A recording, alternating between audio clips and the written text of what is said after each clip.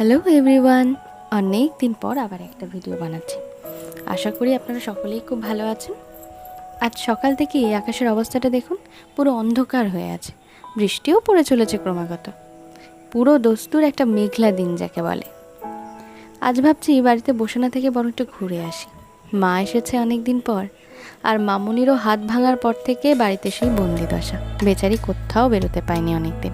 তাই দুজনকে নিয়ে বরং আজ একটু বেরিয়েই পড়ি। সেইভাবে কোনো প্ল্যান করিনি, দেখা যাক। মোটামুটি সব গুছিয়ে বেরিয়ে পড়েছি। প্ল্যান না হলেও ঘোরাটা আশা করছি মন্দ হবে না, কি বলে? এই যে নদীটি দেখছেন, এই নদীটির নাম মুন্দেশ্বরী। আর ওই যে ছোট্ট কাঠের ব্রিজটা, ওটা দিয়ে আগে পার করা হতো।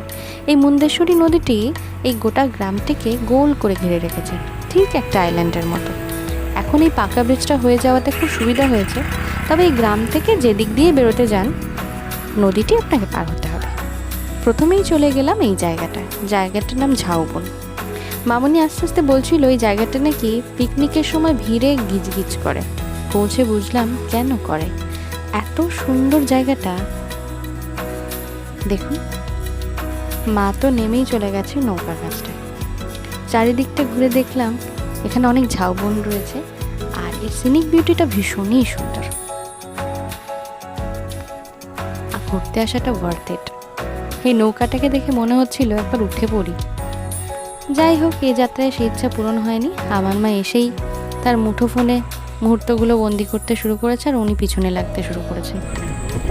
এরপর আবার নদীর তীর ধরে এগিয়ে চললাম। এরপরে আমরা যাচ্ছি হায়াতপুরের দিকে। ওখানেই মহাপ্রভুর মন্দিরটি নতুন হয়েছে। কি অপূর্ব কারুকার্য দেখুন। আর এই হলেন এই মন্দিরের বিগ্রহ, গৌরনিতাই।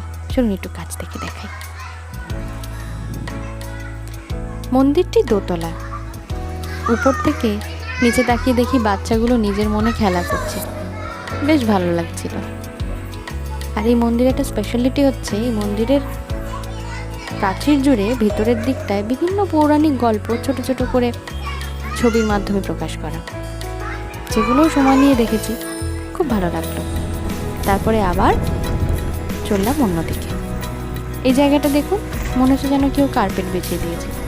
এই জায়গাটার সঙ্গে, মানে এই গ্রামটির সাথে আমার সম্পর্ক বছর দেড়েক, কিন্তু সেইভাবে কখনো সবটা ঘুরে দেখিনি।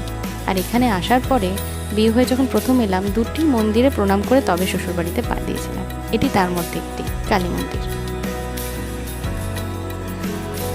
আর এই যে আমার মা কেমন হাঁটছে দেখুন, দেখে কে বলবে তার একটা পা 3 জায়গায় ভাঙা।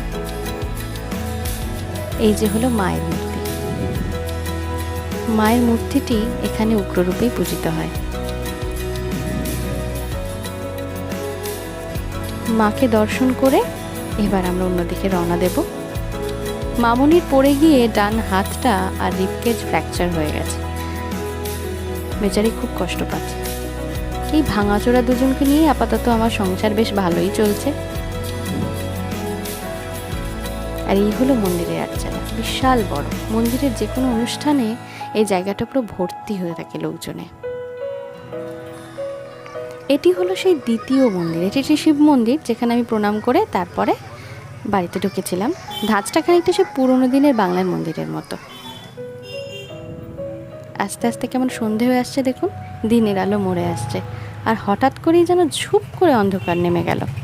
না, এবার একটু চায়ের খোঁজ করি। চা না খেয়ে ঘোরাটা যেন ইনকমপ্লিট লাগছে। আজকের ভিডিওটি ভালো লেগে থাকলে একটা লাইক করবেন, আর সাবস্ক্রাইব করতে ভুলবেন না কিন্তু।